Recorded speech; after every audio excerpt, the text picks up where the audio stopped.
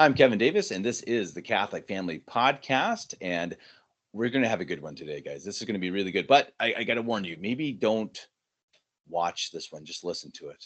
Just listen quietly. Get off your phones and your computers and all that stuff because, well, we're actually going to be talking about dopamine. Dopamine, the dopamine theory of behavior. I'm already fascinated just with the title. We're talking with Father Stephen McKenna and Dr. Daniel Stanislowski. We've had them on before. We talked about, what did we talk about last time? I guess kind of, medicine, big pharma. And we're going to talk a bit more of about dopamine. And it's pretty interesting because this is actually something that Dr. Dan can talk about in great detail. We'll let him explain exactly why. And I think that anyone who watches this show, again, it's ironic that we're talking about the dopamine hits, how internet affects us, and watching YouTube videos, probably negatively affects us. And you're going to be watching this on YouTube. So it is kind of an irony. I think we all kind of understand that, but hopefully the points are getting across because, well, this is the best way to spread information at the moment.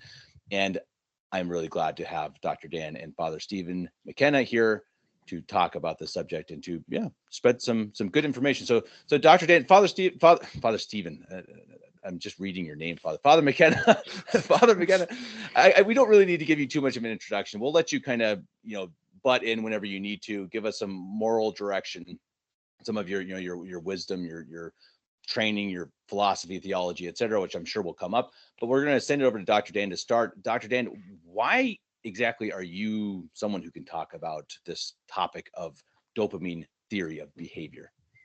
So in my PhD studies, I studied a protein called the dopamine transporter, which is the protein that is largely responsible for controlling the levels of dopamine flowing through your brain. And so I got the kind of, nitty gritty into the hardcore biology of what's happening in the dopaminergic system. And as I was advancing in my studies, I was reading some things and trying to think at a higher level. And I realized the power of the dopamine process and what it actually contributes to in terms of human life, human behavior. It plays a role in pleasure, of course. Dopamine is famous for being the pleasure molecule, so to speak, but that's actually not really true. There's other molecules that are more responsible for the pleasure aspect, while dopamine, however, controls our emotions, cognition. It controls motivating behavior, and it actually also controls physical movement. So as I was reading about dopamine, I was integrating all these theories and ideas about dopamine, all these different areas of study that dopamine affects, if not outright controls. And I came to realize, especially in our modern society, that this pathway is exploited to a massive degree. And so I think it behooves all of us to understand this, because we will learn more about, not just, what's happening around us and the people and what motivates behavior, but we can also analyze ourselves in greater detail, and also hopefully be able to recognize when we are kind of coming under the influence of dopamine to a larger degree than we ought to be. It is inescapable, obviously, but it's important to understand that it is something that we can control, and it's actually paramount that we do. And so what I'll be talking about today is really, I call it an integrated theory of behavior. While I'm not the first person, I'll say this isn't my theory. Lots of people have talked about it. Unfortunately, this stuff gets studied in such unbelievable detail, and it becomes incredibly complex. And so when I talk about dopamine, it's not obviously dopamine acting by itself in your brain. It acts in a large system. It integrates a lot of other neurochemicals, which I will hopefully only mention, very briefly, to avoid, over complexity. But it is, again, an important. Dopamine is kind of the tip of the pyramid, if you will. And it is the thing that is obviously happening in terms of what's happening in human choices, therefore human behavior. So what we're going to be talking about is essentially how reinforcement learning, how conditioning actually operates. And so it's going to be talking about a temporal integration of perceived stimuli. So any cue in your environment, your brain can perceive, that your senses perceive, they receive this information through visual stimuli, auditory stimuli, smell, sound, anything, right? Your brain's going to interpret it, and it is actually dopamine neurons that are assigning value to the stimuli that you are perceiving, and then after it assigns value to these things, it kind of provides the impetus to make a choice to this. And so this is the basis of conditioning and associative learning. So what associative learning is associating a cue with a reward, essentially, or a stimulus, with a punishment. And all of this is happening at when it's integrating into your body, it's integrating at the neurochemical level, and it is integrating with this neurochemical called dopamine. Okay. Now, I'm sure most people are familiar with Pavlovian conditioning, where he had his dog. He provided dog with a treat. Dog salivates. He started, ringing a bell before he provided the treat. And what happened is that instead of salivating when the treat was supplied, the dog would salivate when the bell was heard. And so that is the most basic and classical form of associative learning or conditioning that Ivan Pavlov discovered, if you will. Him and some other guys, there's Watson and B.F. Skinner. All of these men were atheists, right? Skinner and Watson came up with operant conditioning, where it's an individual operating on some thing in their environment. Classically, it's a lever with a lab rat. The rat clicks lever and reward comes out. So they're learning to operate in their environment to produce the rewarding stimulus. For humans, turning on the TV, you get your fix, is kind of the classic form of that. So, but however, these men were, of course, atheists, and so therefore they thought that their theory of behaviorism is that it is a pure stimulus response thing. We don't have any choice outside of the environment, which totally 100% controls us. We have no power, no ability to think outside and act beyond that level. And of course, that's wrong. Go ahead. Just before you, because I think you're starting to already get into the depths here. Just as maybe like a little way of summarizing for the viewers before we move on a little further. Would a good basic sort of understanding be that what you're talking about in this study is that, or this in this topic, is that dopamine essentially it affects behavior based on the things that we take in through our senses, and it indicates to us it influences us to sort of choose the things that it perceives as good and rewarding, and to turn away from the things that are potentially harmful or non-rewarding, in that sense, that they don't actually give us that positive feedback. So I just wanted to kind of like it's starting to get deep, so I think probably keep it kind of getting some simple idea out there for people to understand that this is what it is moderating is.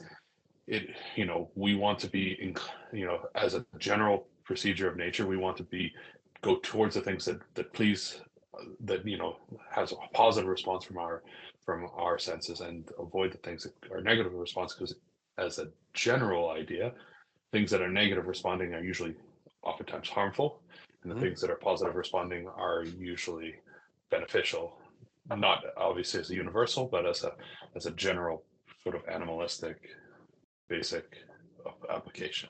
Well, it's pretty interesting, Father, too, because I would think that would go into some of our philosophical topics, which we've discussed before, like hedonism, right? That I guess if you don't believe in God and you're just like, hey, this is interesting. We have these senses that make us just want what feels good, or what our brain says is good.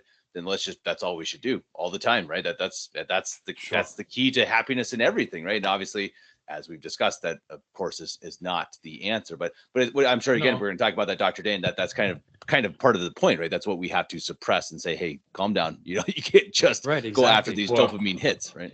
Yeah. Well, and I think that's why it's good, I think, for people to understand why I'm here because, Dr. Dan wrote his doctoral thesis on this subject. And so, like, why do I have to be here, the guy who has degrees in, criminal justice and philosophy, but the thing is that it does cross over, right? It does cross over. So the stuff that the science part of it, that part of it is going to be what applies to sort of like our basic animal nature. So the negative, something that causes pleasure is, as a general token, that's something that is more beneficial for us as from a natural standpoint. And then things that may cause us displeasure, not always are usually harmful towards us to some extent from a natural standpoint. But we're not just base animals. We have immortal souls. We have the use of reason. We have morality.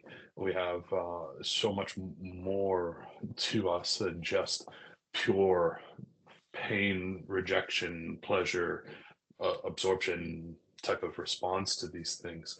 And also, as a way of, before we go on too, I think we talked about a pre-show.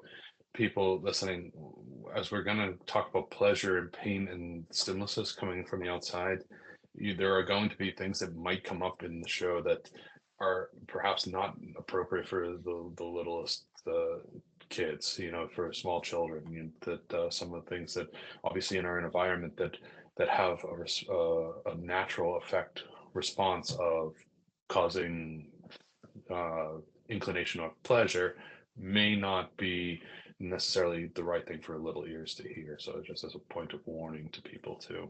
Yes. Yeah, thank you, Father. Thank you for making it a little simpler there. It is truly, as I mentioned, a very complex subject. So both please rein me in if I start getting, too wild and saying words, because I can start rambling.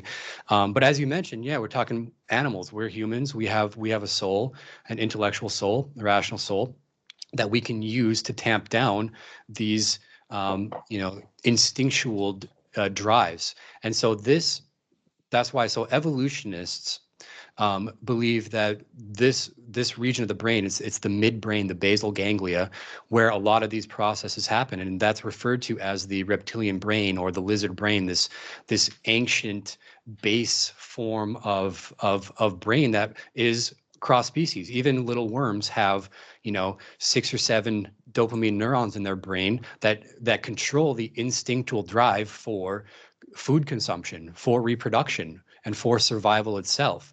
And so, according to the evolutionists, that the atheist evolutionists, that we don't have a soul. Well, this is the process that drives primarily all human behavior, which of course is absurd at face value. And there are even evolutionists that believe that is absurd too. But it is nonetheless a unbelievably prominent aspect of human lives. And I'm going to hopefully build this story to when we get to the end, you can see how the higher sciences, the sciences of behaviorism, for example, are exploited to control and to exploit human weakness, to control human behavior en masse. And hopefully I can build that story very well. So dopamine has this connotation as the pleasure molecule. As I mentioned, while that is true to some extent, that is not really the case in full, because there are endogenous opioids as well as endogenous endocannabinoids. So endogenous meaning your body, your brain make these chemicals on their own. And so there's a large, a whole pharmacy, if you will, of drugs of abuse that activate the opioid system, heroines, A lot of the major painkillers are all opioids, and they're causing these massive amount of deaths across, like overdoses, this type of thing. The morphines, the fentanyl, these things activate the pleasure pathway and the opioid pathway that exists in our brain. The endocannabinoids are things like marijuana, and those type of things activate the endocannabinoid system and give one a feeling of euphoria. All of those things also, again, they kind of combine intimately with the dopamine pathway. So the dopamine is, assessing the pleasure level of these things as well. But dopamine itself is not actually a pleasure molecule. What dopamine is involved in is learning, mainly conditioning type learning. It's involved in desire or wanting something, motivating. It motivates behavior to things, which is why when you get people addicted to television or their phones or whatever, they have very little motivation to go out and do something they accomplish some good with a delayed reward somewhere down the road. It controls attention, controls cognition as well as movement. And so we're going to get into a little bit of each of these. And so the conditioning aspect is sort of like you said about Pavlov then, right?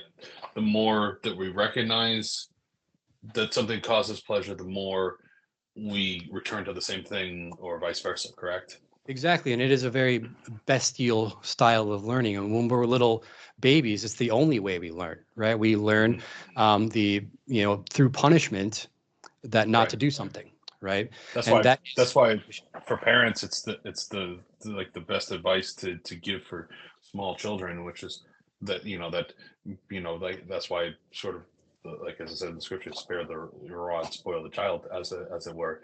You can only train a child before reason in a manner that you would train an animal, that you reward them, you give them positive feedback for something good done. You put your toys away, good job, Jimmy.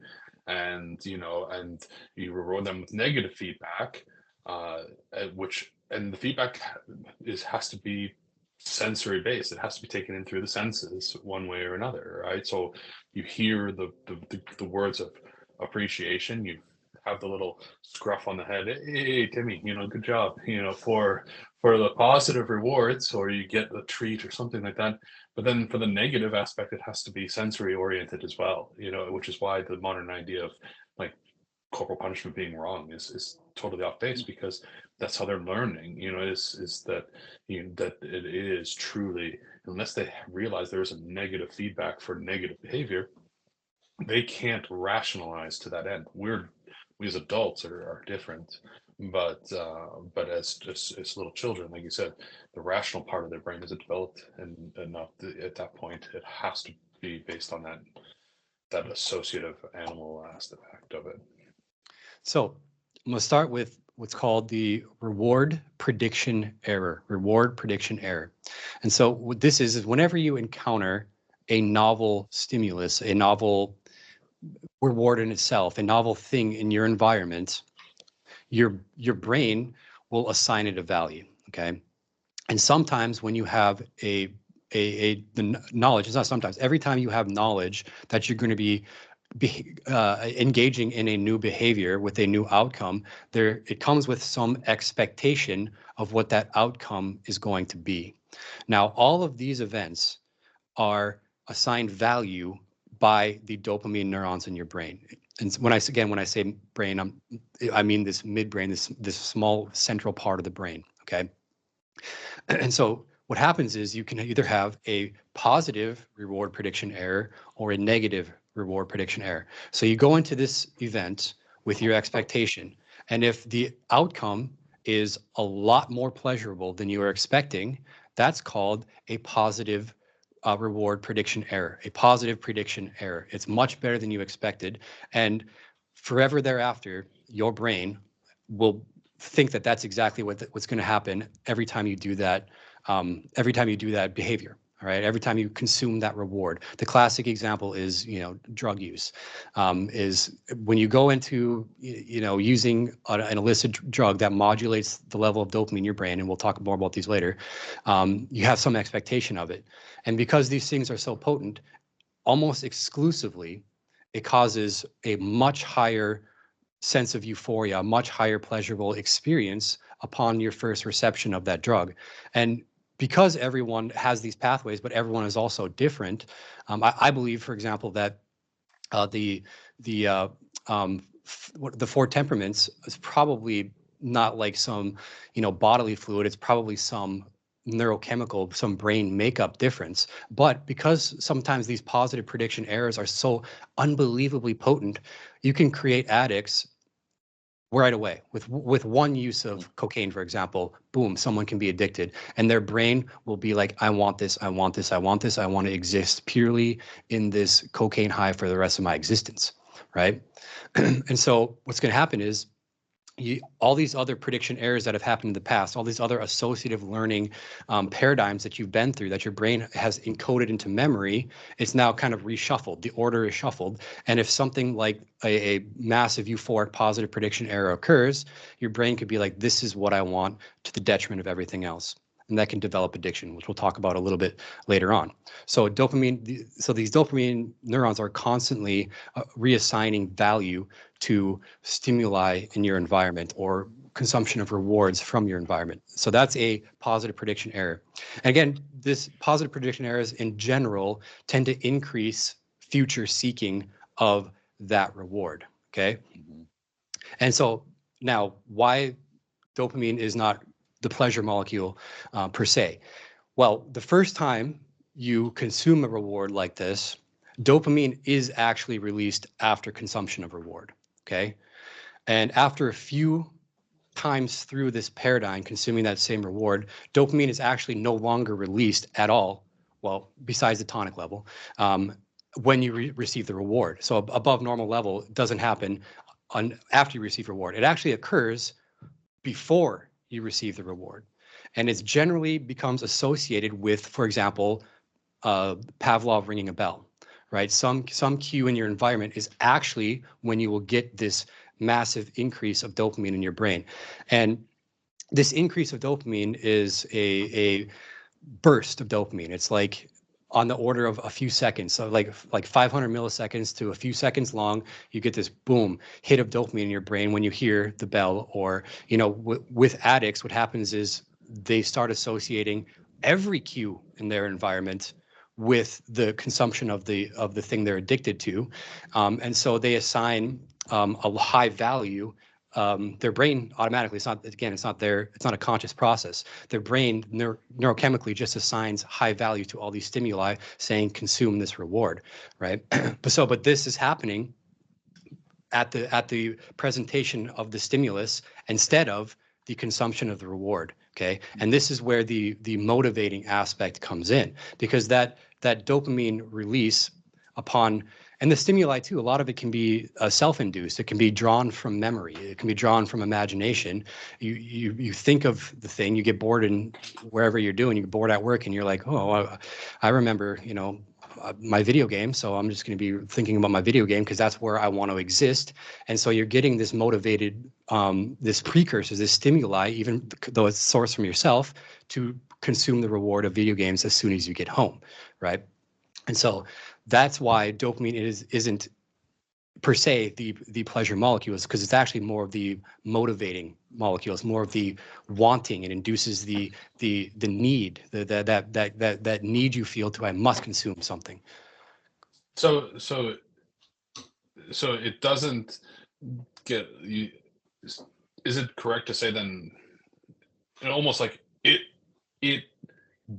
gives that sort of qualifying rating of pleasure rather than rewarding the action all the time then? And so you're saying just first few times you get the hit of dopamine and it's like, oh, this is great, and then afterwards you just have a remembrance of it being great, and that remembrance is sort of the enticement to follow through with the same behavior again.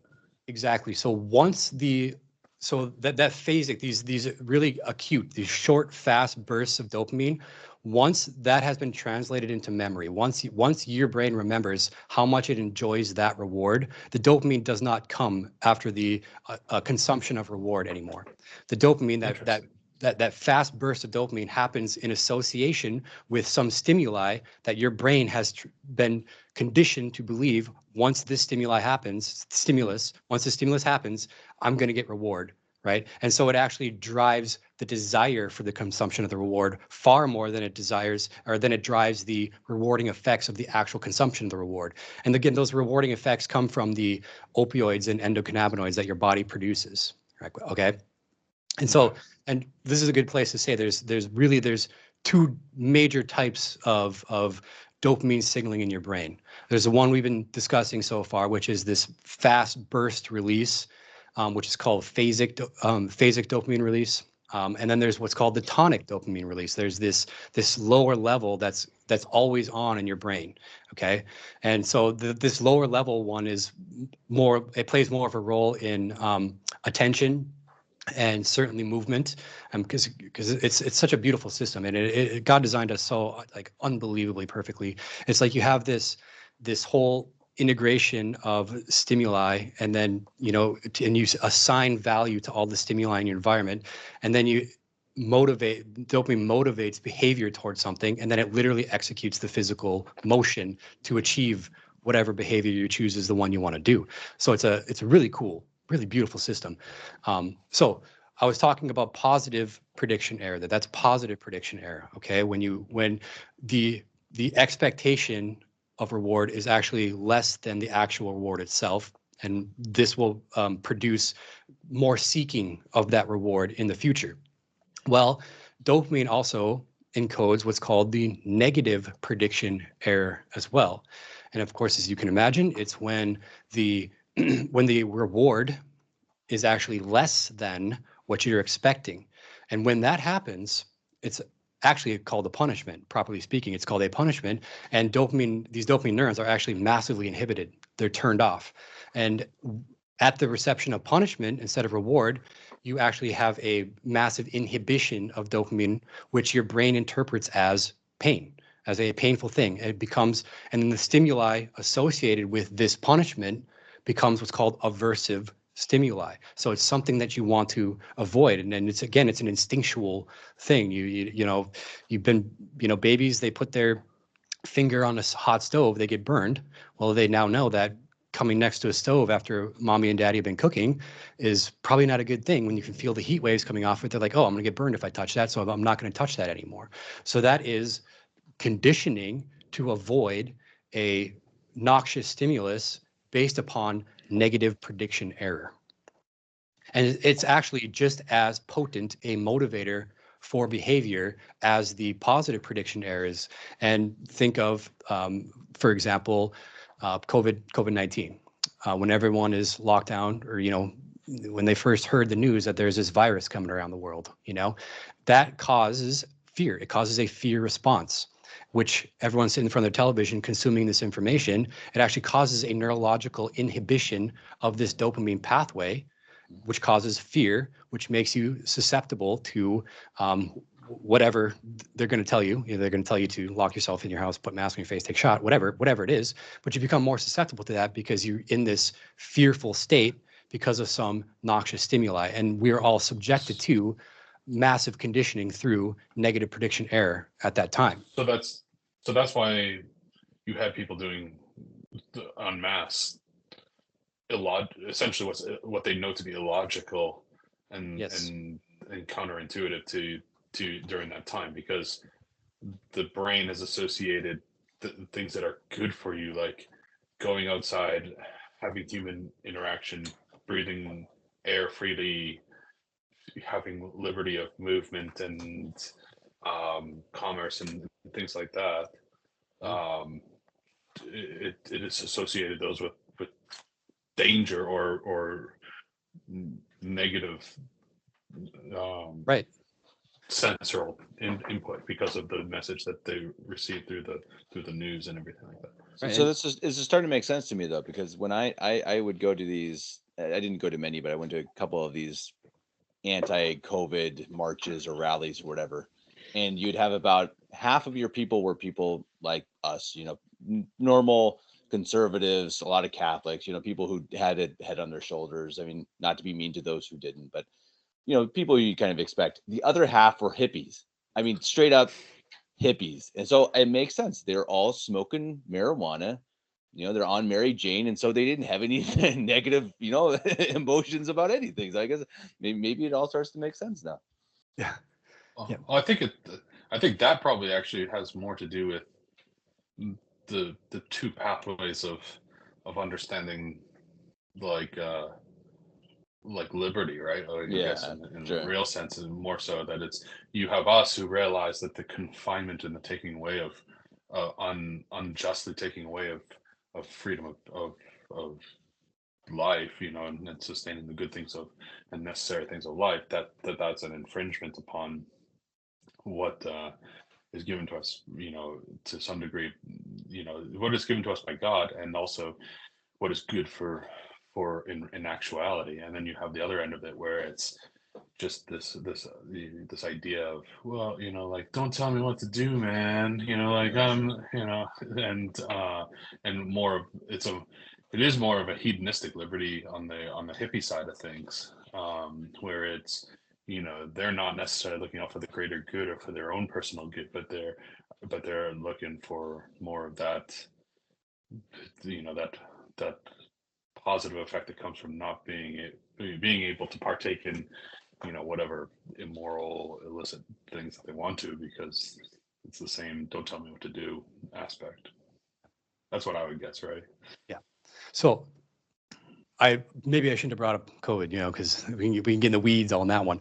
But well, I think it is a good illustrator, though. I mean, I think everybody recognizes that listens. You were told to stay in your house. So many people had to stay home and never leave their home for 2 weeks, 4 weeks, however long. I mean, that's completely unnatural. So what would make somebody do something unnatural? And that is something that it's hard to sometimes find a universal example that had to some level of effect on everybody, because everybody who's listening knows that either if you sit in the quiet and you're honest with yourself, that you did one of two things. Either you capitulated and you followed because you were influenced by the fear mongering that was there, even if it was just for a short period of time or something like that, and I'm not saying that in a critical way of a way of judgment. But it was a very powerful message that either that effect had you follow the instructions, or you fought back against the instructions, but you constantly, you felt like you were constantly having to make a conscious effort to go against this kind of what the tide was pulling at you. You were walking against a real strong motion against you, and it was tiring. I would feel tired just by going to the store and walking around, because I'm the only one in there not wearing a mask and people are looking at you, or the fact that you're going through, you got people criticizing you all over the place because you're doing things that you're not, quote unquote, supposed to do. It was very tiring, because you felt like you were constantly literally going against the stream. But that was, like you said, your mind has created an association due to the fear mongering that comes through the screen or the radio or whatever, and you're fighting. It's like in that sense, it's like fasting. Yeah. Right? It's that your body gives you a positive reaction towards food because you need food to survive. But if you fast, which we know to be a rational choice and a good thing, sometimes it feels difficult, sometimes it feels tiring. It's not because you can't survive a day or two without food. It's because your body is conditioned to eat food so that it continues to sustain life in the long term. Not so to fast feels hard because of that. Is that a good point? Or Right. Yeah. It was the an equivalent would be the squirrel running up the tree because they hear the howl of the pack of the coyotes. The coyotes, the wolves were howling at us with the COVID propaganda, and they got all us squirrels to run up trees. And even the ones of those of us who didn't as you mentioned, we were walking around feeling like we have to do this battle constantly. It is because of a massive inhibition of these dopaminergic pathways in our brain. It is again this universal mechanism that all people who have an animal biology are subjected to and must deal with. So yeah, that is a fantastic explanation of it, actually. And so what I was talking about here is these dopamine bursts or inhibitions, one causing pleasure, the other causing pain or fear, that produce powerful motivation for behavior, right? And so these phasic, these quick bursts of dopamine, they are responsible for assigning value to rewards, and then eventually the associated stimuli associated with these rewards. Well, there's also this tonic dopamine, this level that's basically always kind of our normal homeostatic, balanced level of dopamine that's flowing through our brain. And this also is a very powerful and a necessary part of human biology. And this tonic level of dopamine gives what's called incentive salience. And so what that is I'm sure we've heard the term salient details before. Well, a salient detail is the most important detail, right? When you have to memorize the salient detail of the chapter you just read, you're trying to remember the highlights, right? Well, what's happening is this tonic level of dopamine in your brain is constantly monitoring your environment and assigning incentive salience to the stimulus that this phasic dopamine burst has applied the highest value to. Okay. And so when you have someone who's like ADHD, for example, or a kid that's like a video game addict or something like that, and you have to tell them to sit there and do something in school, like do some homework assignment, do some whatever, something that their brain really doesn't like. That poor child's brain is constantly seeding, like the imagination and memory are seeding this dopamine pathway and saying none of these stimuli that I'm encountering right now are what I want to seek after. I don't want to do my homework assignment. I want to be at home playing video games, And so this tonic level of dopamine is also altered in one who is used to constantly consuming these hyperstimuli, these massively potent dopamine evoking stimuli. Okay. And it's called the attribution of incentive salience. Now, in people who don't have, addiction issues, although we'll talk about it a little later too, but I just want to point out that, in our modern screen world, most people have some form of addiction. We all find ourselves, and I'm absolutely guilty of this, is reaching for our phones, constantly just having to get our fix, right? I mean, it's the same thing. It's the unconscious process of these dopamine pathways saying, I want something more. I want some greater stimulus. So please give it to me. And what's happening there is, without you actually thinking about it, your brain is saying, I'm attributing incentive salience to looking at my phone because that screen is going to give me a bigger hit of dopamine than me just sitting here and reading a book or working or doing whatever it is you're going to do. Okay. So you have these quick bursts of dopamine, which, assign value to things. And then you have incentive salience, which is using your memory of past experiences with these phasic dopamine bursts and saying, what am I doing right now? I want to be doing something else. And it's assigning incentive salience to this other thing. Or if you're a good student or whatever, you're assigning incentive salience to your work you're doing, and then you're able to focus on that. So what this leads to is what's called attention, right? We give conscious attention to the stimuli, and ultimately behavior that our brain assigns the highest value to. And now this is why, and I studied a lot of this stuff extensively in my research career.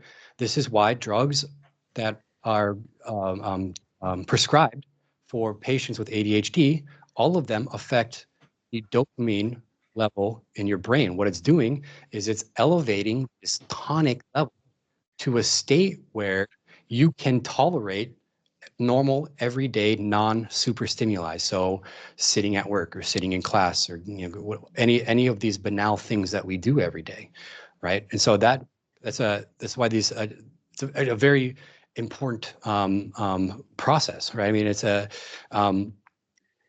after assigning these you kind of floundering in this sea of, well, school's boring. Well, pump them full of drugs that are going to essentially make them a little higher, in terms of the level of actual chemicals in your brain that get you quote unquote high, and you can get students to sit still and pay attention to what's happening in the classroom. So do you think then, Doctor? I'm sorry, Father. Just real quick. Do you think then that was a problem before technology with ADHD or something like that? I mean, that has to have gotten worse, I suppose. Yeah, I absolutely think it's gotten worse. So as we'll talk about a little bit too here, it's most aspects of our society now have cultural products in them that exploit this pathway. And if you wake up and you have, Tang and Pop-Tarts for breakfast, you're getting high already, right? It's something that you're sitting in front of TV after a long night of gaming or whatever. You're inducing attention deficit hyperactivity disorder, because these kids aren't going to want to sit there and pay attention in class because they're used to absolute hyperstimulation when they're at home, right? So yeah, it's much worse now. I mean, it's certainly possible that it was occurring hundreds of years ago. I don't know for sure. I mean, certainly some very, very rare genetic mutations can cause this type of thing. But again, they're incredibly rare genetic mutations, where nowadays our environments are so filled with things that abuse this pathway that, yes, I think it's virtually no doubt that there's much higher incidence of environment-induced ADHD nowadays.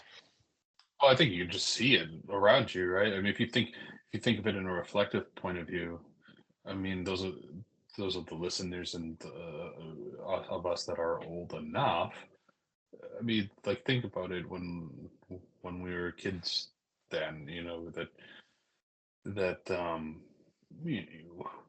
it wasn't. I would just go outside and play. I would play by myself if my friends weren't around. I would go out and I would pick up a rock and a stick and I'd hit it like a baseball, and I would be entertained for hours doing simple things without complaint, without worry, without whatever. I'd walk around through the woods and just sort of explore things, and then ultimately, or I'd find my friends and we'd go do stuff together. And you didn't need anything. You just needed, just your own imagination, your own creativity to be able to have entertainment and play for that time. The amount of times that we had rock fights as kids, I couldn't tell you. And that's just using stuff, or the plows for the snow would plow up big mound at the end of the drive, at the end of the street, and then you go play the king of the mountain on the snow pile or whatever. Like, you didn't need anything. But now if you look around, I mean, look, I literally saw a video the other day of this kid like complaining because his dad was punishing him for being bad, and his punishment was he had to go outside, and it was like locked outside. He's looking through the window like, Dad, why can't you just let me? I don't want to be out here. He's like, go play. He's like, your punishment is to go out and play. And the kid was like freaking out about the idea. I'm like, my parents would have to get me to come home. Right. I mean, that was the different. It was. So we see it all the time. I mean, you can't keep anybody's interest in anything. Father Chicado was a perfect example of that. He earlier on in his priesthood, he had written so many things.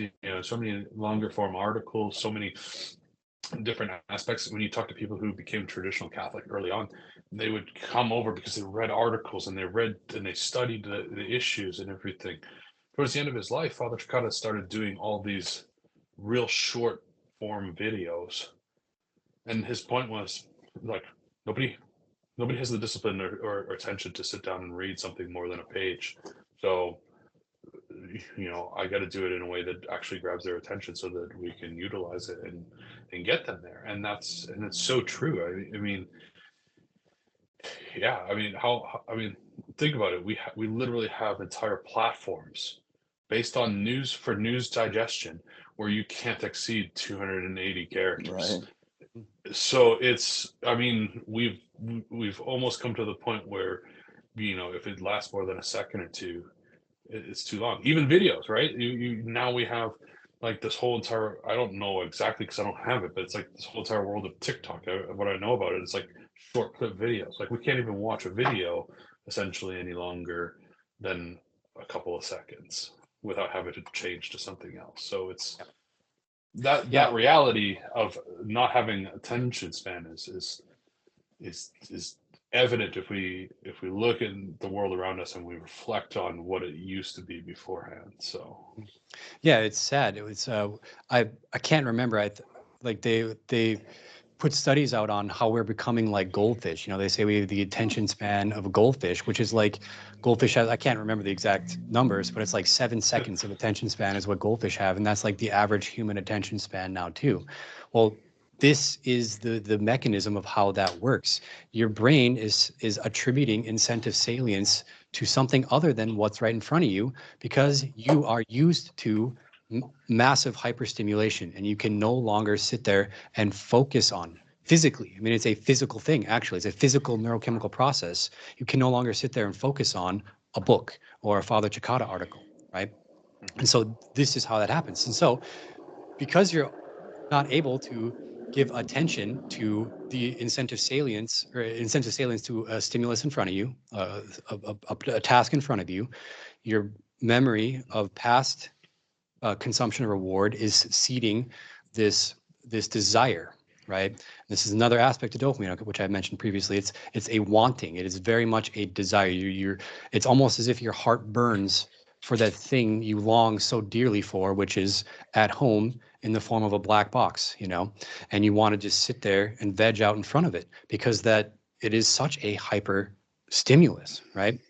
And so dopamine is controlling attention, and then it's controlling your desire for something. Well, then what it does next is it actually motivates behavior. When you do truly, when a kid is leaving school and he knows he's 30 minutes away from, getting to consume his video game reward, he hears the, van door close behind him. Maybe that's the major cue where he gets he gets that phasic burst of dopamine. Well, what's happening now is that his behavior is being motivated towards that specific end, that consumption of the video game reward. So video game also plays dopamine plays a massive role in motivating behavior. And this is why people who have depression, for example, they don't have the motivation to go and perform everyday human tasks. Largely, they actual depression, they just sit in bed, right? They actually can't get out of bed. They can't motivate behavior for anything, which is why also dopamine modulating drugs are prescribed for depression as well. Things like Wellbutrin are used to hopefully be able to motivate an individual to perform tasks in the real world like a normal human does, okay? And so it's motivating behavior. And then it also, as I also kind of, previewed, it also controls movement, the actual physical movement. And I know we're all aware of a disease called Parkinson's disease, right? The tremor-like disease, and the people that are have severe Parkinson's, just walking through a doorway, if there's like a slight increase, if they're walking from like a linoleum floor to a carpeted room, some of them can't even cross this little tiny obstacle and to enter into a room. And because what's happening there, it's called the nigrostriatal pathway. Within this midbrain, it's all of these neurons that produce dopamine in this pathway are being killed. They're dying, and these things don't come back. And so these people aren't able to complete, even though they might have every single step of the dopamine pathway up into the point of actually physically moving to someplace. They can't do it anymore because these dopamine pathways are being destroyed in this disease. So it's a very complete system. It's a wonderful system. It is supremely complex, and ultimately the whole package here is behavior. It involves the sciences of ultimately behaviorism.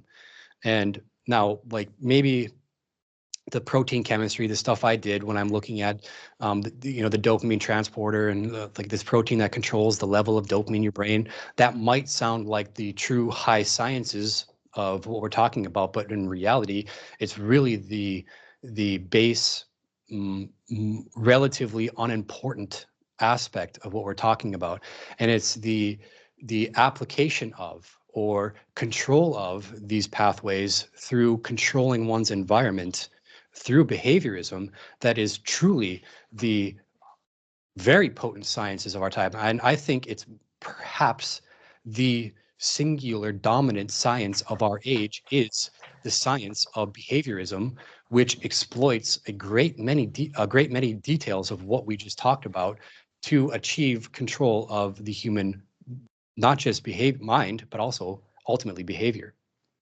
Yeah. Well, that makes perfect sense too. I mean, like you said, it's the more complex aspect in terms of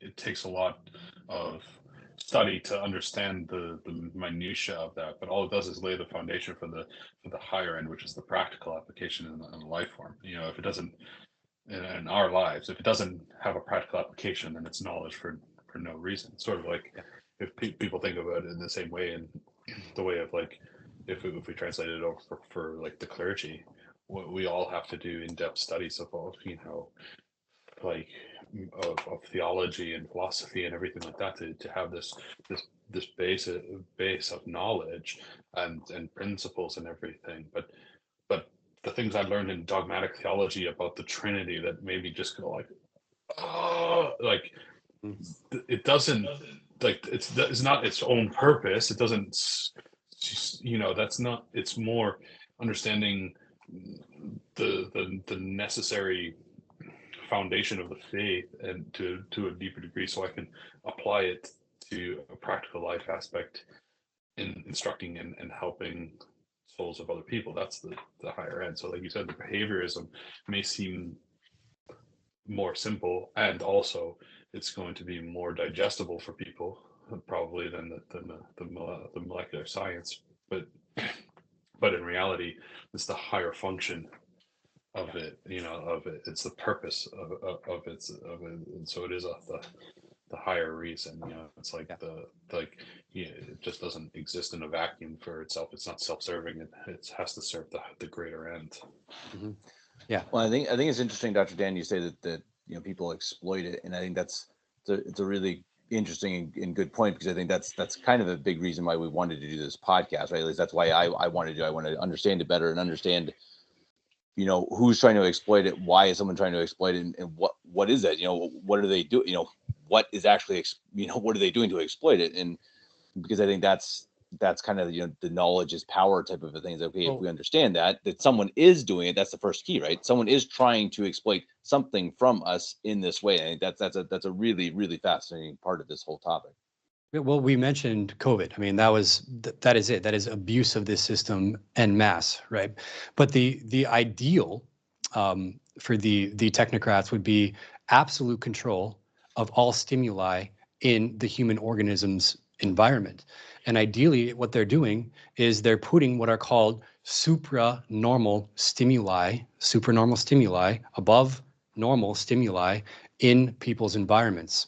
And so they've shown that just little flickers of light, puffs of air that you're not expecting causes that phasic burst of dopamine that we're talking about. Well, if you're looking into, a 1,000,000 megapixel screen, every one of those 1,000,000 pixels is a 1,000,000 I guess that's redundant, but a 1,000,000 pixel screen, every one of those 1,000,000 pixels is flickering, boom, changing color, right? And so it's a screen in and of itself is a supranormal stimulus. It causes addictive behavior. And if you have kids and they're watching something, a movie or something, and you tell them to stop, you take it away from them, the instant, response is whining. Yeah, it's like, no, I want to do this, I want to do this. That's because their brain is experiencing this inhibition. It's experiencing pain, right? It's experiencing, no, I want this, and it's because you're removing a very pleasurable stimulus from their environment. And then video games is even the next level, right? It's an even higher supranormal stimulus. Everything about it is exaggerated, intentionally exaggerated, to get a higher flux of dopamine in your brain, to give you more entertainment, to give you more fun. And people, again, exist purely in video game land now, right? And another, it's also why when you see as parents do that, like, oh, I just need to, like, the day's been crazy, I need to get something done, and they'll like just DVD into DVD player, or put on Netflix or whatever program it is for the little tykes, and then you get this sort of like zombified look of all of a sudden they're quiet, and all of a sudden they're not running around and like making a mess and doing all these things, because they're like, there's no amount of play around them that stimulates them enough as that singular point of the screen is. It's sort of like, yes. I mean, it really is the equivalent of like, if I were to sit there and say to you, hey, your kids are really, like, they're being loud and they're being, rambunctious kids. You should probably go give them a dose of Benadryl so they just sort of collapse and fall asleep on the floor. You'd be like, that's child abuse. That's a terrible idea. But you are literally doing that by throwing them in front of a screen. It is a non-chemical version of the drug that you've given them, overstimulation, to create this sort of pacification and complete absorption of attention. Well, exactly. It's wild that you see these guys who've created or helped create some of these social media platforms come out afterwards and say, yeah, we knew what we were doing. We were doing this to be a drug, to be a dopamine hit. And it's just crazy. They back out of it. I mean, how many of them, you watch these interviews, they'll say, we'll never let our kids get on this platform. Our own kid, we created it. We'd never let our kids touch it. And they've really kind of turned against it. This isn't all of them, but I've seen several. They're like, oh no, this is bad stuff. And they helped create it for this reason. And eventually I think it hit them. It's like, it's poison. We are doing this in order to manipulate people. And that's the whole, I'm sure you'll talk about that, doctor, that the whole manipulation of ads and of all of these different things that they do especially through social media. And it gets dumber and dumber and dumber. It went from being, long form blogs to, heck, it went from being TVs to long form blog. Now it's TikTok, exactly as Father said. Now it's 3-second videos. So I really wonder, like, what can be dumber than TikTok? I'm curious to see. They'll come up with something. Eventually. Yeah, we don't want to know the answer, but I'm sure they'll find. Exactly. Yeah. And so they're filling our environment that we live in. Ideally, for them, it's birth to death. Ideally, you're born, an iPad is put in front of your eyeballs, and then you exist in front of that iPad until you leave this earth, right? Well, along with that supernormal stimulus, they also provide us all kinds of drugs. If they really wanted cocaines and the amphetamines and marijuanas and all this stuff off the streets, it'd be gone. But it's there. And these things are very potent because they directly increase dopamine in your brain. It is a direct finger into your brain to say, turn on dopamine, right? It's and again, keep in mind that this is the mechanism that television and video games and these types of things are also recreating, right? And so what's happening, though, this supranormal stimulus, it creates a behavioral pattern that becomes compulsive, right? It becomes a compulsive to seek and consume these rewards. And there's a name for that, and it is addiction, right? And so when you become addicted to something, you have compulsive behavior to consume a reward to the detriment of all other things in your life, to your friends, family. You will leave them because you want to consume your drug of choice, and you couldn't care less about anything else. And go ahead. I was going to say I was actually thinking to try point to insert that point too, when going back to that idea of drugging your kids with the screen, right? It'd be better to actually drug your kids Like if you gave your kids sleeping pills so you could have a couple hours silence, right, and be able to whatever clean the kitchen or something with uninterrupted, or read a book for a little while, you've made your child go to sleep by like this artificial outside means. But if you put a screen in front of your kid, you've not only caused them to be quiet for that 2 hours like the sleeping pill would have done, but you've also started building up a long-term habitual necessity towards reoccurring with that same stimuli and dependence upon it, and everything. So it's like you would never tell your children to start smoking, like, hey, like, Johnny, you're 12, like it's time for you to start, like, ripping the old Marlboro Reds here with dear old dad. You would never do that.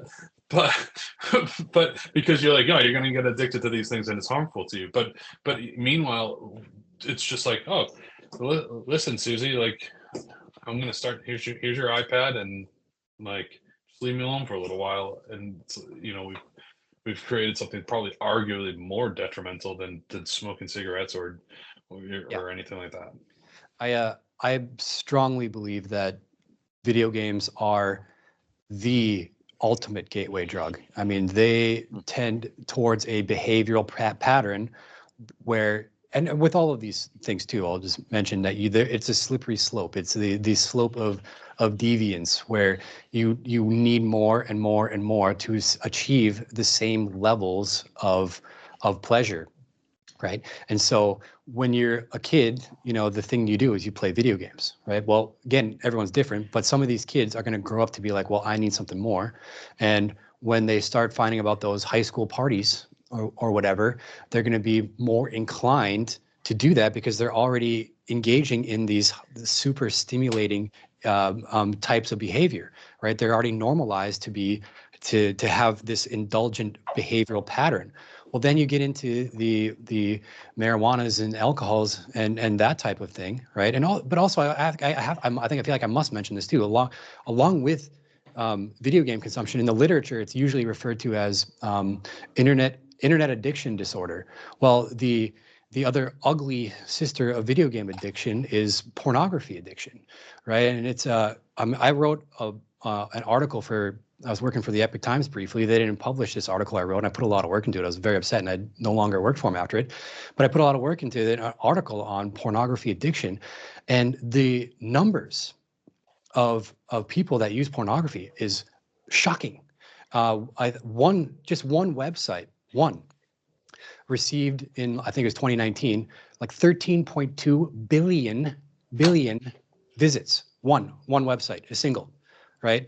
And so these supranormal stimuli that people become normalized to lead, and again, even one video game, there's a percentage of children that are exposed to video games where they'll be addicts from the very beginning. Same thing with all these other drugs, the pornographies, the cocaines, the marijuanas, you name it. It becomes this deviant escalation into more and more extreme and risky behaviors because of this pathway being abused. And even in that too, when you think about it, that, I mean, look at society as a whole now. I mean, most of our people listening are parents, right? If you think about when you were a kid growing up, what did you do? You went out and played. You rode your bike in the neighborhood. You went around, and it was like, come home when the street lights are on. And you, generally speaking, like, yeah, every once in a while you saw a picture on a milk carton, but you weren't really afraid of letting your kids be out there in the world doing whatever it is. Now, that it's almost like that way of growing up, unless you grow up in a real small town or a rural area or something like that, it's almost gone, even if you wanted it to be that way, because you're so afraid that there's some sicko that lives 2 doors down from you that's going to abduct your kids. Because no longer, because of that massive, like you said, that massive ramping up of the need of more and more from the immediate response of pornography that is out there, and the addiction of pornography that is out there, no longer like normal sexual behavior satisfies for so many people any longer. Now it's all these increases of deviancy and of unnatural reality and everything and corrupted ideas that are out there that would make people just disgusted by it. But now it's become so commonplace, and in fact it has this counteractive idea. Again, if you think about it in terms of when we were growing up in the what was like the sort of like the deviancy of teenagers and things like that was to go out with their friends, to go to parties, and to to have I guess you could say like if you talk, I'm talking just base sort of secular person, that you would have that you'd go the guys would go chasing girls, and that you're trying to yeah, is it wrong? Absolutely. But this action in it, and it falls along the lines of nature and your natural desires, and it falls along with the act of like actual life experience and action. So it's bad, obviously. I'm not justifying it, but it's like, if this is the level of bad, that's what it was. But now you have the opposite. You have people consuming so much deviant and artificial stimuli through sexuality in the way of pornography, that you end up now, what are they talking about? They're talking about how the Gen Z kids who are now adults are not having children because they can't even be bothered to have interactions with each other or have desires to have normal sexual relations and things, to get married, to start a family, to do these things, because of the reality is that they don't need it. They're too busy, just locked in their parents' basement watching pornography 5 times a day, and and thinking of the most perverse things, that normal actual sexual activity that would come with marriage and the idea of having a family. This has no there's no instant gratification in that. So it no longer holds as much appeal to them any longer. Yeah, Well, it's, and it it's make oh, go ahead. oh, sorry, doctor. Yeah, just real quick, it makes sense why we also see 50% of marriages ending in divorce. I mean, if it's not pornography that they're addicted to, maybe it's alcohol or drugs or video games. I mean, Yeah. Well, it's also it's an insane thing, but I'm sure we've all heard stories of that, of grown men who are married who their wives leave them simply because the dudes couldn't quit their video games. It's the number one wild. thing that if you break down like divorce and separations in marriages to like its fundamental absolute core thing, the number one cause of it is selfishness.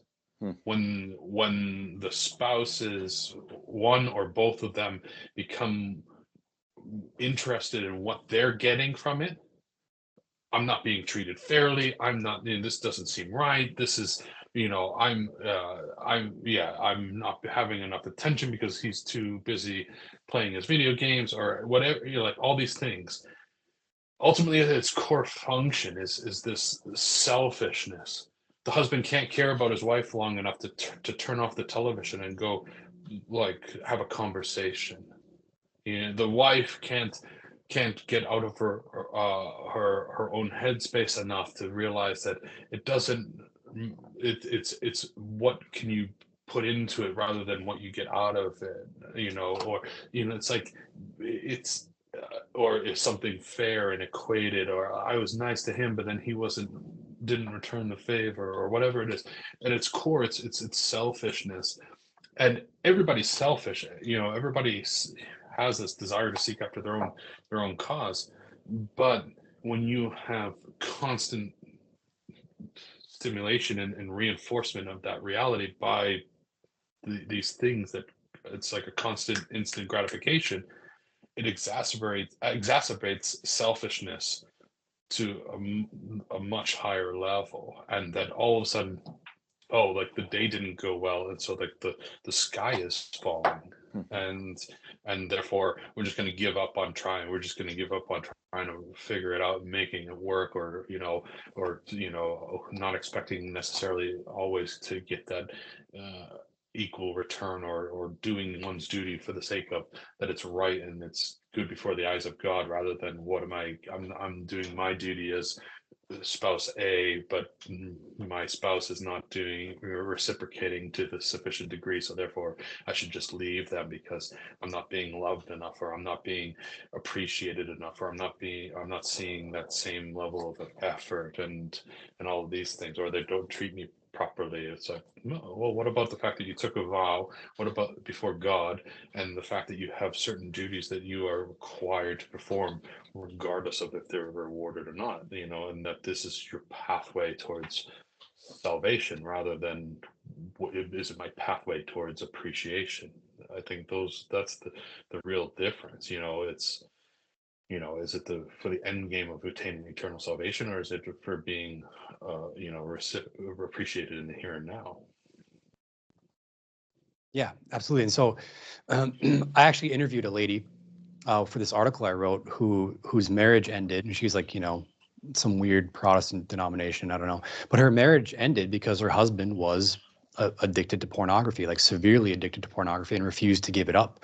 And so there you see the selfishness, as father mentioned. And not only does abuse of this dopamine pathway lead to addiction, but it also causes you to be effeminate. It causes men not to act and behave and think like men ought to behave and act and think.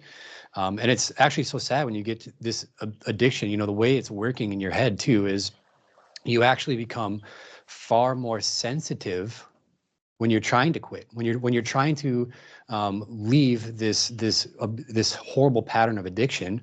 Your brain actually becomes far more sensitive to the cues that you were used to capitalizing upon and consuming reward, and so you become far more susceptible. And then not only that, your pleasure pathways are massively inhibited, so you would need more and more and more of that same thing. So it's like this awful slippery slope that just drags you down and down and down.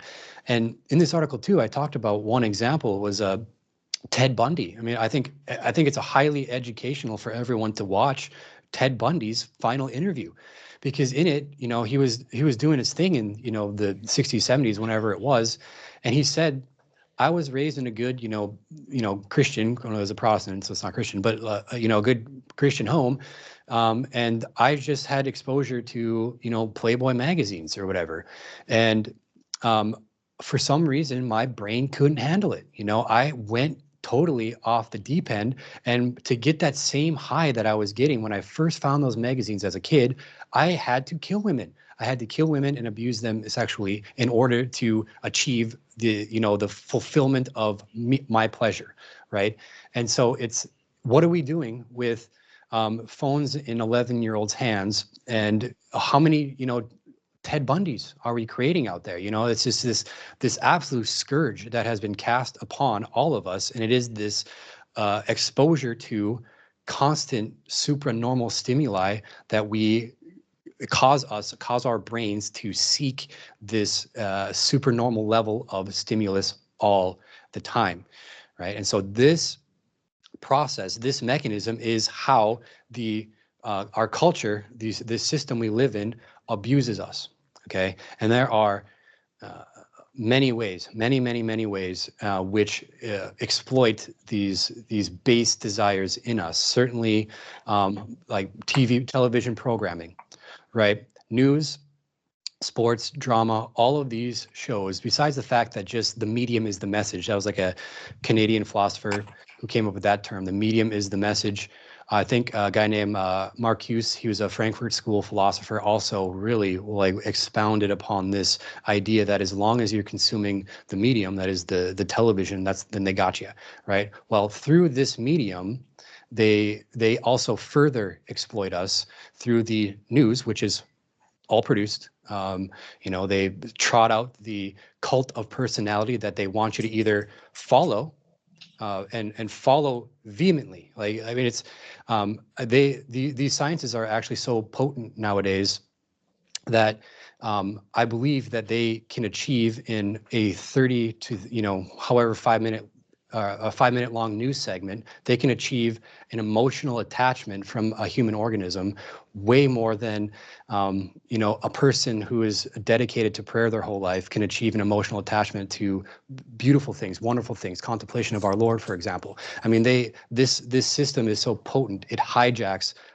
much of the higher functioning aspects of the human soul, and so through we see this that with the clickbaits. Everything is about the article title, right?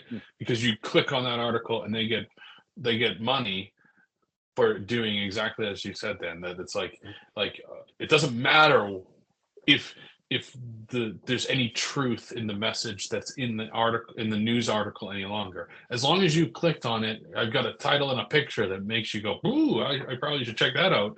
Yeah. Now they get money, and that's all they care about. They don't care about the fact whether they're a vessel of truth or honesty or information at all. Period. Yeah. It's a business. And it's like, period. Yeah, exactly. And our politics are this is politics. This is all of what politics is to get you emotionally charged to follow a cult of personality that they trot out in front of you. And in fact, it doesn't have to be follow that person. They want you to follow that person, or they want you to hate that person and follow the other one, right? And they want to get you into a emotional state where you just, in a bestial fashion, bias your thinking towards whatever's coming through the tube, whatever information they're giving you. Okay. Yeah. So go ahead. I was going to say, it's exactly why you were talking about earlier, how there, because I remember I was, with you, trying to help you out, Dylan, when you were invited by the Epic Times to start writing for them and to start working for them and things like that, and then it was like trying to figure out why is this not working? And I was getting these email updates from them and everything. I think I told you several times, it's not what you would do. So you would just never would fit into that mode. It's like, they don't want well-researched, educated articles, Dan. They want you to give them the same crap regurgitated in 150 words or 300 words. And with, include a citation, Epic Times at least has some integrity. So like, have it somewhere close to the truth. But like, if you can give them 50 articles about how, COVID jab bad, and each one's 500 words long, and with one citation, that's far better to them than you providing them a well-researched article about that is like, all right, well, that pretty much proves the jab's bad. I don't need to write about it again. Like, they don't want that. They want to be able to pump out the same thing again and again. So they get you to click on it all the time. And so that is the modus. I mean, if we look at, like I said, it's not a knock against Epic Times. I mean, like, I think that they do have at least some effort to try to be honest to some degree, rather than other programs. They're far from perfect. People do not think that they're like, the one truthful mode of delivery of news. But I think they at least try to have some honesty in it, or integrity.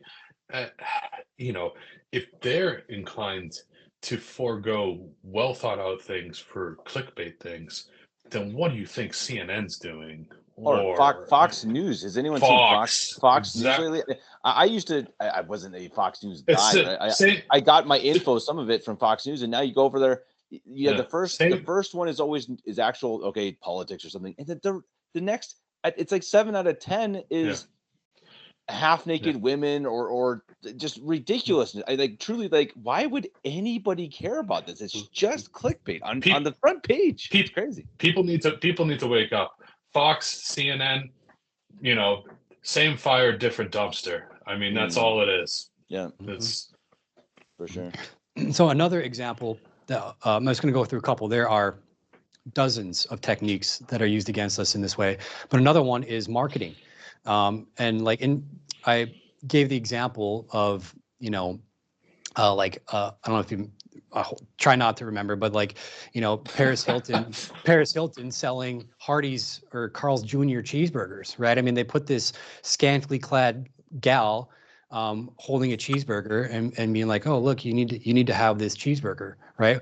Well, it's hijacking the dopaminergic response in your brain, this phasic burst, boom, associating sexual stimuli with an already hyper stimulating food item, right? To make you evaluate consumption of that burger to give it a reward value higher than it actually is in reality. So it actually changes your perception of reality through marketing. This is how all marketing works. And then on the subject, next subject is food.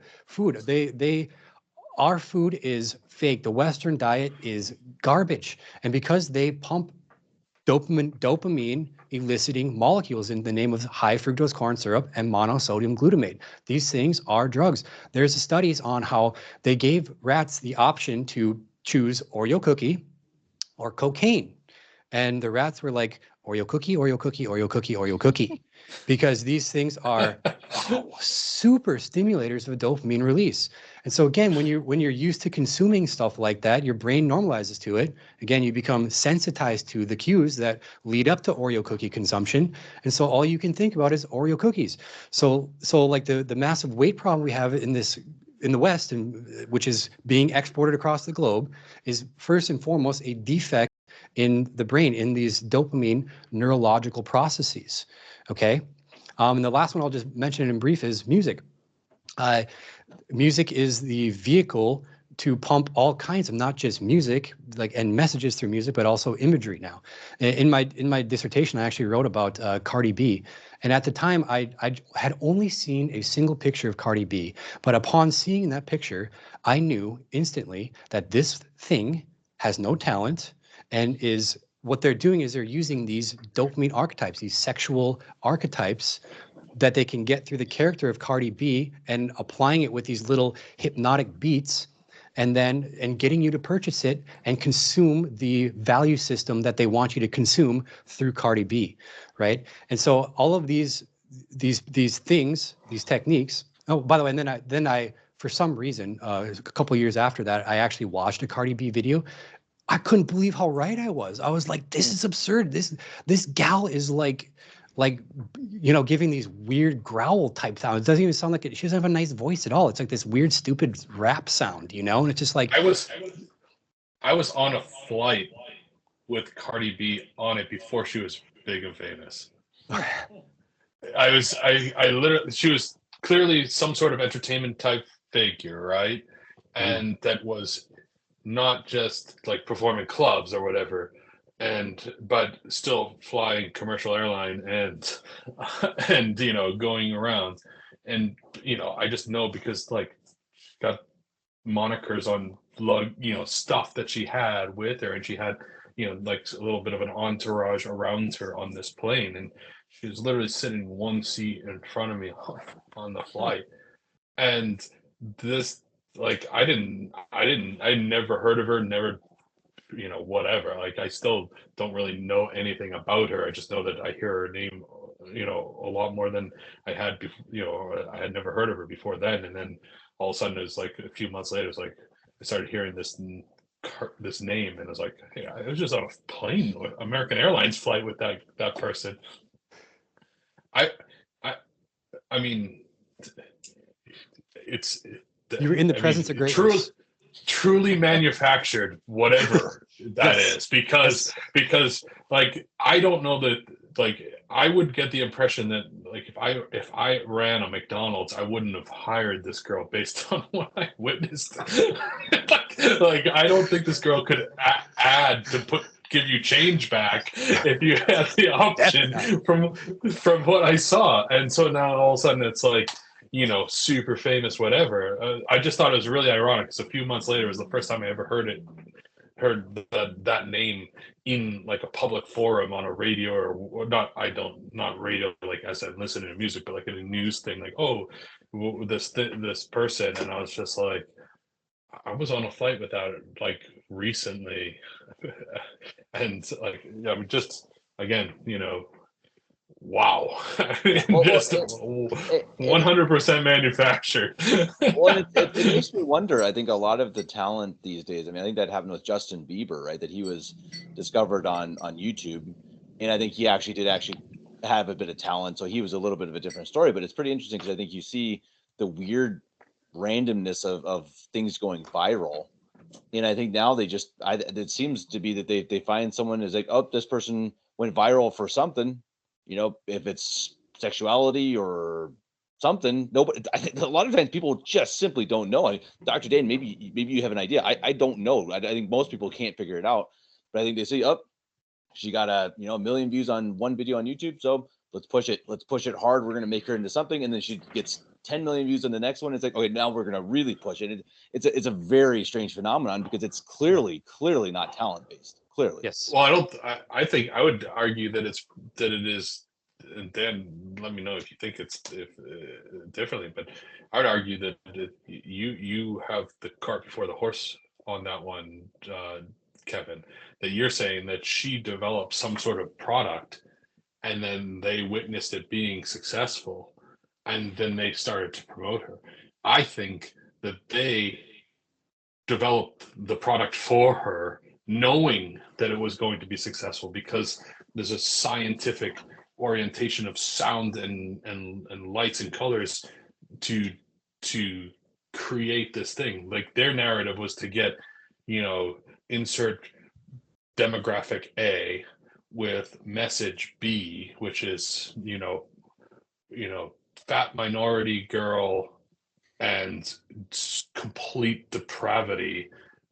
And how do we take that package that we want to get 10-year-olds singing as they walk down the street and shove it down people's face and get them to actually digest it? Well, it's through that vessel of, okay, I don't know if you can call it music, but sound, and it's true though. It's like, why do you think during this, I mean, for those of the listeners that are old enough to remember the Soviet Union times, why do you think the Soviet Union was so both had such wonderful choirs and classical music and ballets and things like that, but also forbade Western pop music to come into their territory, because they knew just how powerful of a medium it was in promoting a certain mentality and narrative, and i.e. Western freedom of civilization. They didn't want that. So you had plenty of Tchaikovsky continuing to be played in the Soviet Union, which is beautiful, but it's like, we're going to stick with that. We're not going to allow this Western pop music to come in, because people are going to start thinking about things other than their communal farm and having these contrary ideas. What music is such a powerful medium to it. It's like, I remember lyrics to songs that I'll hear in a grocery store that I hadn't heard since I was a kid and growing up, and all of a sudden I'll be like, remember the lyrics, while at the same time, like, you ask me to quote something from what I've read, forget it. It's just never going to happen. Like, Yes. Rarely. Occasionally, I remember a handful of quotes, but Yeah. So, Father, yeah, I agree. Basically, to put it in a short way, she fit the clothes. The clothes fit her, and so she got the job. I don't know if based on what I saw in that airplane, they didn't fit at all. They didn't. Precisely. So I'll just wrap this up with this last set of thoughts here. So it's kind of a warning, is to be careful, because excess and potentially really potentially, depending on you, your personality, your individual, brain chemistry, any use, certainly excess use of things that are highly evocative of dopamine in your brain, erodes one's capacity to be intellectual. What happens is you become thinking about something, cogitating on something, reading books, developing yourself, developing your character, these type of things, your brain interprets that type of behavior as painful, and you no longer want to do it, and you would rather just have the easy fix constantly. Same thing with the spiritual life. You trying to progress in the spiritual life, and Father can certainly tee off on this. Your brain becomes far more distracted, and you want these quick fixes, because sitting and meditating on holy subjects, again, your brain starts to interpret it as pain. And then lastly, the ability to enjoy human life, to enjoy the simple pleasures of these wonderful, this beautiful world that God gave us and our family. All of these things become painful. You no longer enjoy the sunlight. You no longer, really truly enjoy the smile on your beautiful children's faces. And so it's a, and certainly the aspects of our beautiful religion, these things become second in the interpretation of your brain to give me my reward, give me my pleasure, gimme. So that's where I guess I will kind of put a bow on this. So I think that's a great point, Dan, for that, is that seeing that bigger picture. And you're right. I think in addition to somebody being conditioned by means of modern technology and things like that being detrimental to, as you pointed out, the meditation, the prayerfulness, and things like that, it's also needs to be said that it also creates an atmosphere where you are more susceptible to caving into temptations when they come. So so oftentimes people ask, well, how do I conquer this, or how do I overcome this fault, or why do I keep ending up committing the same sins and things like that? Part of that is in human nature. We have our primary faults, i.e. the things that we are most inclined towards, and we will always be inclined towards these certain faults. That's just everybody. Just like we have virtues that come easier to us to exercise versus other ones, we also have faults where we're more inclined to fall into versus other ones based on our personality. But the mode of success is a lifetime of work. Like, you never fully conquer a fault. You manage it better and better, and you avoid sin, and eventually become better at practicing contrary virtue. But you're always inclined, the inclination towards certain sins are always going to be there, and you constantly have to work at it. Well, that holds less and less interest in the mind, or desire in the mind of a person who is constantly stimulated by these things, because it is truly instant gratification. You hit the short little video, boom, dopamine effect takes place. This is what wraps me. We all fall into like the YouTube time warp, where you just can check like a certain news thing, and next thing you know, you've watched several different videos, because it's like, I got distracted and I got into this little time warp. But an hour of kitten videos later, you're like, what? Well, I like to think that it's like an hour and a half of Father McKenna and Kevin Davis on. Of course. I'm not going to pretend it was an hour, but because I've never done an hour show. Right. But honestly, it is this instant gratification, and so it's the idea of, and it also, with that comes the inverse of that, like Dan pointed out, that the inverse of it is that dearth of positive response that comes from things that are difficult or painful becomes that much more obvious. So the idea of the means of success, which are sacrifice and penance and doing things that are hard and involve constant self-conquering, become less and less sustainable, less and less desirable in the minds of most modern day people, because we're so used to this this instant gratification that comes, and like the first step to combat it is to understand it and to recognize it for what it is. That, yeah, I need to take time and actually do real penance or real sacrifice, to because it's little steps of strengthening my willpower, strengthening that higher function.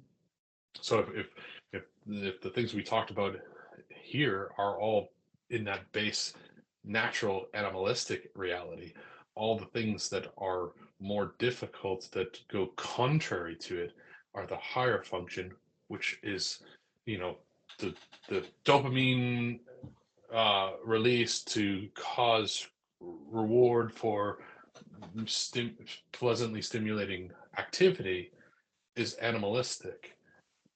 The immortal soul aspect is the higher function. That's the thing that is not based on simply getting that positive reward. It's the thing that is to say that, oh no, like, it's good for me to fast. It's good for me to offer up a sacrifice. It's good for me to spend time in quiet and praying instead of doing something that is I'm naturally inclined to do. It's good for me to practice virtue when nobody recognizes it and I don't get any reward for it whatsoever. That my acts of charity go completely unrecognized, because, or I'm charitable, or I'm forgiving somebody that by the common estimation of the world doesn't deserve to be forgiven. That, well, so and so such a jerk to me all the time.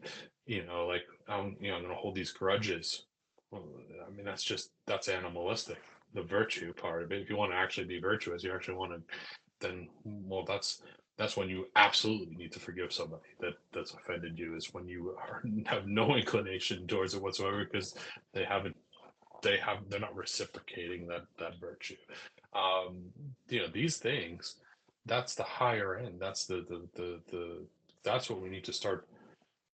The hard is oftentimes the good, and that, it's, is it hard on a day-to-day individual basis for you to not allow your kids to use a screen, or to or at least to heavily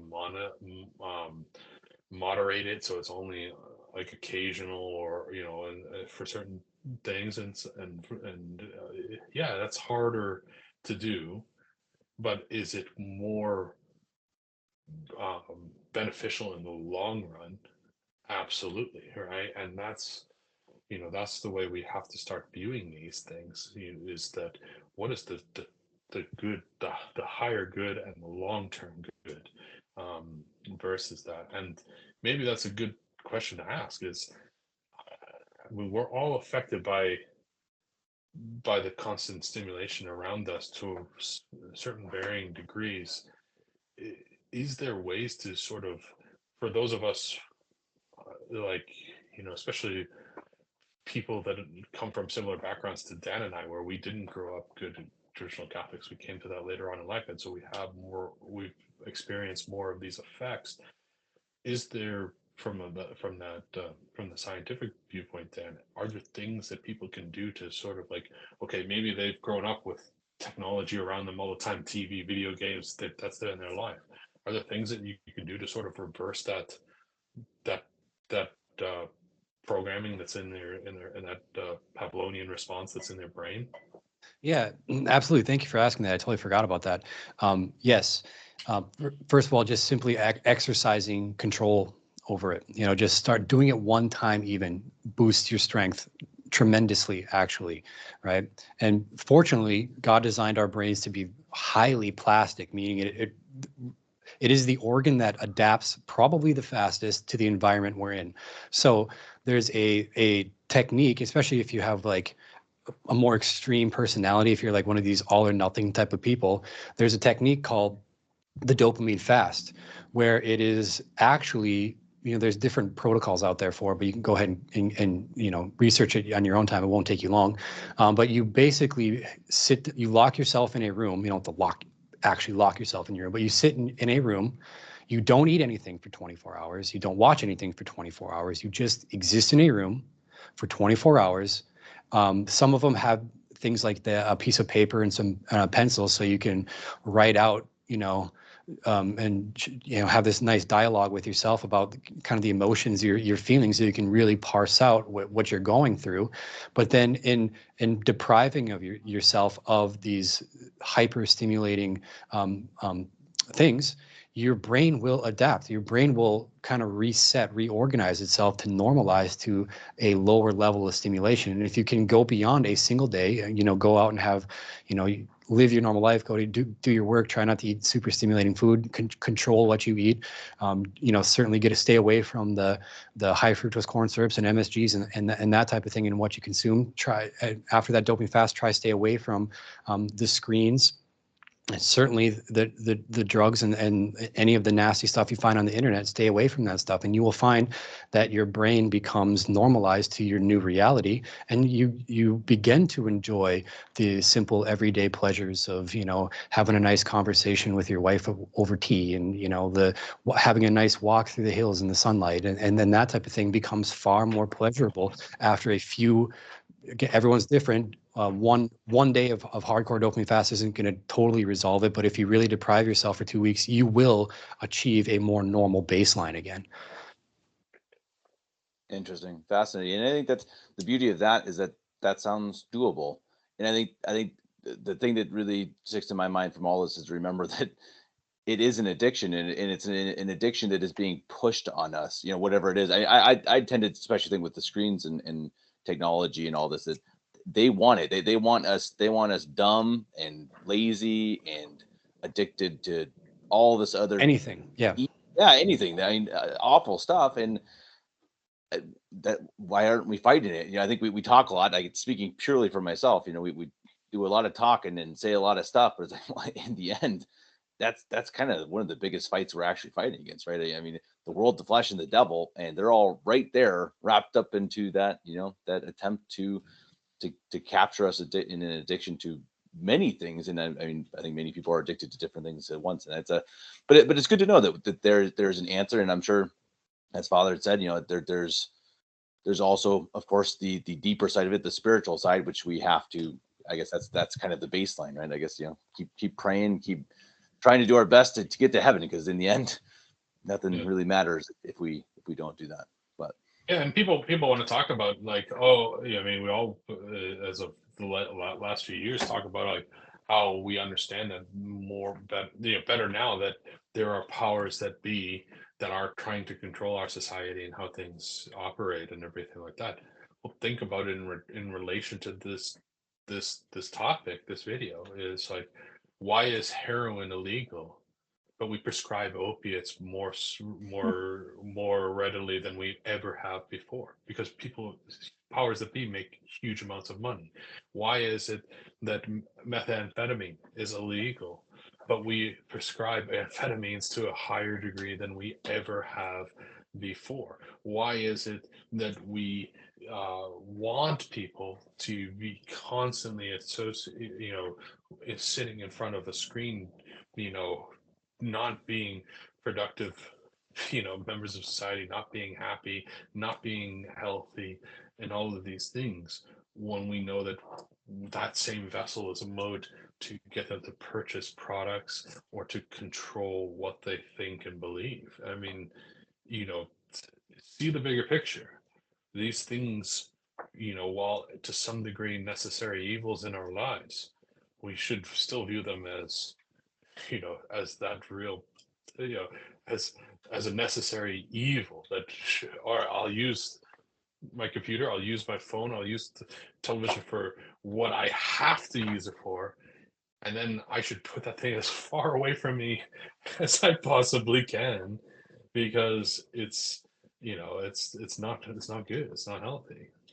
Well, Father, speaking of a necessary evil, unfortunately, I have a meeting with a tax consultant. So everyone say a prayer for me for that. That's certainly an evil that is necessary. But Father McKenna, Dr. Dan Stanislowski, it's been really fantastic. We've done a couple of shows now, and they're really some of my favorites. Really thought provoking.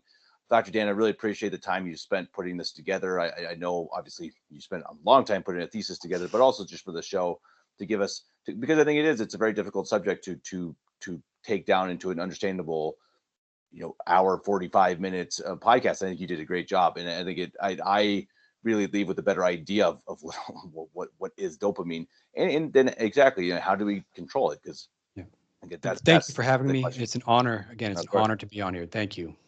No, I hope you can do it again. I'd be really interested even to hear more about the article you had that you tried to get published. I think that'd be interesting, because I think it's a topic people need to talk more about. It's not a nice one, but it's another one. I mean, I've really got to go, but just real quickly, I did a real quick research into also sexually transmitted diseases, because I was going to do a podcast on it. That's mind blowing. Like wild. You can't even believe it. It's something like 50% of adults in America, I think, or something like that, has an STD. It's just like some of these things that are in our society just boggle the mind. But I think it's good for people to know, because these are things that they're ugly, but knowledge is a valuable thing. Dr. Dan, Father Stephen McKenna, thank you again very, very much. Again, I very much hope we can do it again sometime. Everyone, please like, share, subscribe, comment, all that stuff, and really try to get this one out there, because I think this is really one that I think hopefully will have an impact on people, and will get them thinking about, what are we addicted to, and how do we cure that addiction. Father, Dr. Dan, God bless you. Until next time. Bless you.